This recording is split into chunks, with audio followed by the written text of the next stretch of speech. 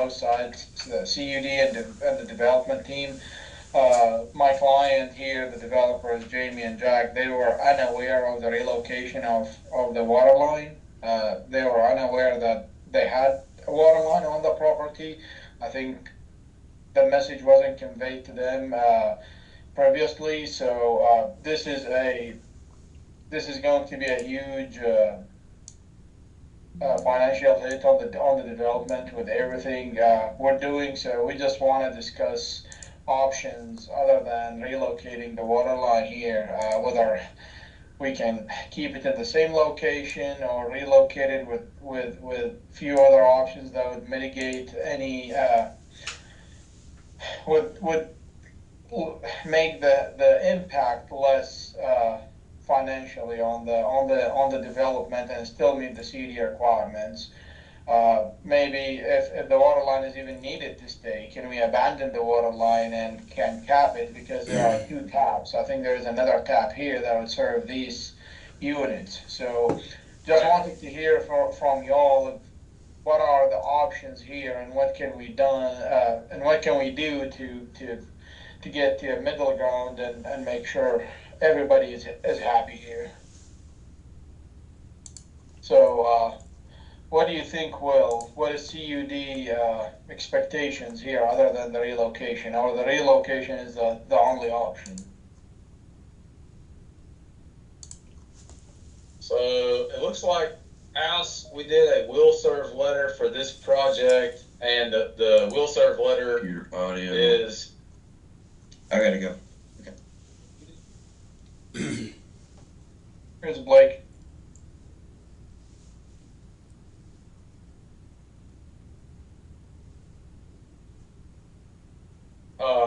So Alice, to what you were talking about, if there's an option for it to be abandoned, we would need to model that hydraulically to see if we can still meet the fire flow requirement for the new buildings. And I'm looking at the original will serve letter that was for the property, and it was issued in 2023, and it states that the connection will be to the 12-inch water main, which is along the frontage of Veterans Parkway, and also an 8-inch main that's within the parcel, which is where you guys are talking about maybe abandoning that 8-inch line. I think we would have to model also, Alice, how that is going to impact the existing buildings there, because they are served off of that 8-inch line. So if there's not a loop, we would have to model that to see what kind of impact it would have on the existing buildings there, and it would also create a dead end, which we try to avoid those dead ends at all costs, just to keep water fresh and keep it flowing through our system. So eliminating that loop is not preferred by CUD. So there's some issues that I see. Okay, so there is an existing hydrant here, Will, so would that not be considered a flushing point for the water line if it's a dead end? It would be a flushing point, but we do our best to eliminate it's still considered a dead end. So that means currently, with it being looped, we're not having to go out there and flush it periodically to keep that water fresh. But creating that dead end, that creates the potential for having our crews to come out there and have to flush that line, which is more maintenance, is more time for CUD. Okay, and I think the other option would be basically to avoid relocating is redesigning the building and keep the line in place. would that be an option? What easement you will require here?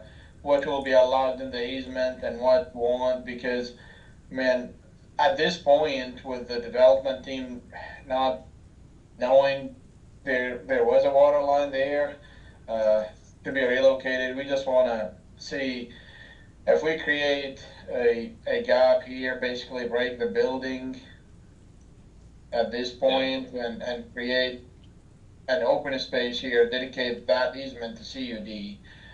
Ultimately, what they're going to be using this area for is just a form. I'm not gonna say formal, but it's just an open space, grass, maybe some benches, sidewalk. Is that something CUD would agree to? And if that's the case, how big of an easement we need? So I guess my question is, the development team, when this was being reviewed, when it was submitted by Huddleston Steel, they were not aware of any of those comments about the water line relocation? I mean, they're here, Jack and Jamie. Were you aware of that? Not at all. Huddleston did not communicate with any of us of any situation of what the site plan was, so no.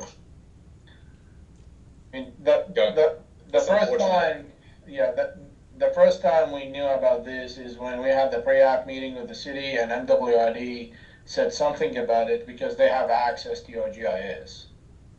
Because we even Yeah, I remember that. Yeah, we even used the survey done by Huddleston Steel here, and the survey did not show. I mean, obviously, it's not here, so we did not have it. Now we're gonna have to do a one call, locate this line, show it on our plans correctly based off your markings. Yeah, because it was shown on the Huddleston Steel plan, and we were, moving along with that, and we talked a little bit, House. You and I talked about the plat, and why we didn't even show an easement on that plat because it was planned to be abandoned. So we may have to revisit that plat. But that would be an option to see if it can be. The building could be reconfigured. There would not be any building, any part of the footprint of the building, the footer, or any of the overhangs would be allowed to be within the easement. And how wide of an easement? 20 or 15? Can we It'll do? be. I was trying to get minimal impact here on both sides. I thought we had some depth of the water line. Can't remember. Trying to look here. It would probably be either a 20 or a 30. I mean, 30 would be a huge impact. That's going to eat up a lot of the building. 20, maybe probably. If it's less than 20, that's ideal. Yeah, it'd be a minimum. It'd be a minimum of 20. We need to look at the depth. If the buildings are gonna abut the easement, we just need to look at the depth of that water line, because if it's deeper, we need a wider easement just for excavation purposes. And we don't want to undermine the gravel of the building either. So we need to look at the depth and see what kind of easement we would need there. Okay. Do we need to pothole the line? How do you want to do that? Yeah, let's. I think that we can probably make some inferences based on the valve at the fire hydrant. We can probably get an idea of what the depth is based on the depth of those valve boxes.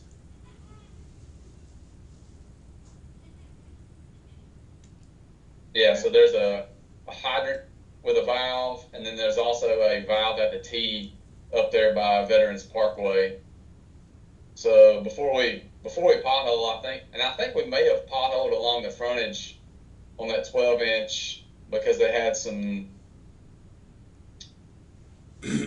Thought that we did. I think measuring the valve depth just to the nut and then estimate how deep the line is can get us It's close. It's very close. Yeah, you can add, a foot to a foot and a half, from the top of the nut to the top of the pipe, to get pretty close. Yeah, hopefully it's normal. I would bet that it's normal buried depth. So I think that we would be okay with the 20 foot. Okay.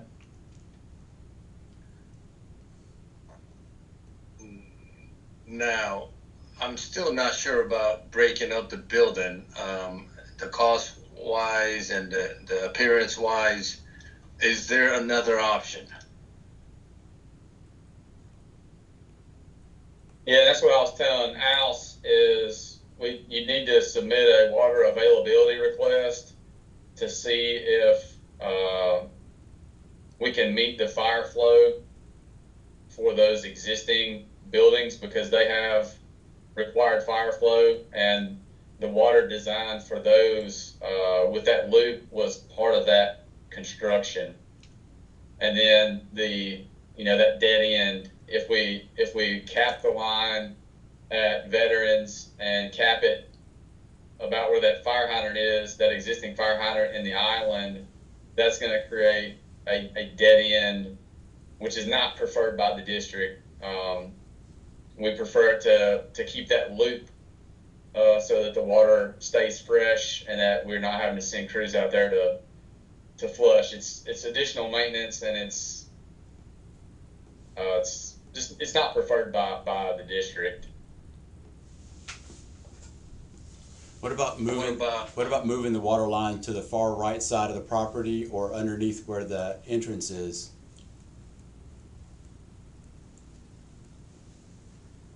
Do you mean here? Yeah, like along the edge of the property. It could happen, but I think CUD doesn't have an easement here in this part, right, Will? We have an easement on everything that's existing. We would need a new easement dedicated from the owner. If it was and are you talking about routing the water main through there up back to Veterans? Correct. Something like this. And that would be required to be done by the developer. That would not be, all the water line. We would review the plans from SEC, but everything for the water line construction would be on the developer to do. Well, how would that come to pass since you guys don't even currently have an easement on our property? So it would be part of the construction plan review. We would require an easement by the developer. If you're wanting to lay a water line on your property, we would require that you dedicate easement as part of the design of the site. well, I understand that, but why would we suffer the cost for that when there's currently a water line on our property that we did not give an easement for? Because you're developing the property. We have what's called prescriptive easement. That means we have the legal right to maintain what's there. And when this was reviewed before with Huddleston Steel, when we signed that plat, it was an understanding from CUD that water line was going to be abandoned. Okay. So that's why we didn't require a new easement, because it was our understanding that there was going to be a building constructed there and that the water line was going to be rerouted. Yeah. Well, I think an understanding is different than a legal easement document, so we might have to get an attorney involved in that. Sure. Yeah, we can direct you to our legal counsel as well. Okay.